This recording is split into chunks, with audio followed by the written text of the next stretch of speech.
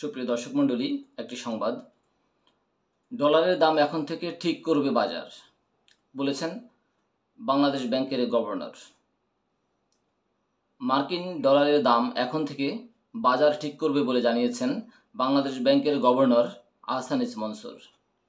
বাংলাদেশ ব্যাংকে আয়োজিত সংবাদ সম্মেলনে দুবাই থেকে অনলাইনে যোগ দিয়ে তিনি বলেন, আশা করছি দাম এখনকার দামের আশেপাশে থাকবে। অর্থাৎ এখন ডলারের যে দাম রয়েছে, বেঁধে দেওয়ার দাম, সেটির আশেপাশেই থাকবে। বাজার ব্যবস্থাপনার উপর ছেড়ে দেওয়ার পরেও ডলারের মূল্য, সেটি তিনি আশা করছেন। ডলারের দাম বাজার ভিত্তিক করা নিয়ে আন্তর্জাতিক মুদ্রা তহবিলের সঙ্গে কয়েক মাস ধরে বাংলাদেশের দর কষাকষি চলছিল। মূলত সে কারণে আইএমএফ ঋণের কিস্তি ছাড় করছিল না।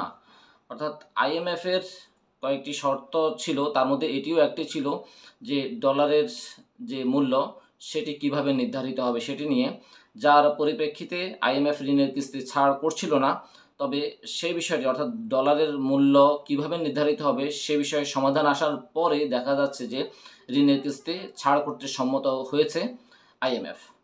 এর মধ্যে গতকাল জানা যায় বাংলাদেশ ডলারের বিনিময় আরও নমনীয় করতে রাজি হয়েছে, যার পরিপ্রেক্ষিতে চলমান 470 কোটি ডলারের ঋণের কিস্তি, দুটি কিস্তি একসঙ্গে ছাড় করতে রাজি হয়েছে আইএমএফ।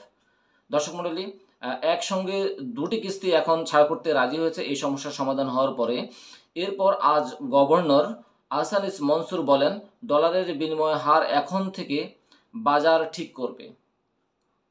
সংবাদ সম্মেলনে আহসানিস মনসুর আরও বলেন, ডলারের বিনিময় হার বাজার ভিত্তিক করার এখন ভালো সময়। দর্শক মণ্ডলী, এখানে একটু আমরা ভালোভাবে খেয়াল করব। কারণ কি? তার কারণ হিসাবে তিনি বলেন, এখন প্রবাসী আয় ভালো আসছে, রিজার্ভও স্থিতিশীল, উন্নতি হয়েছে লেনদেনের ভারসাম্যের। আগামী জুন মাসের মধ্যে 350 কোটি ডলার আসবে, এতে রিজার্ভ আরও বাড়বে। ফলে বিনিময় হার বাজার ভিত্তিক করার এটাই ভালো সময়।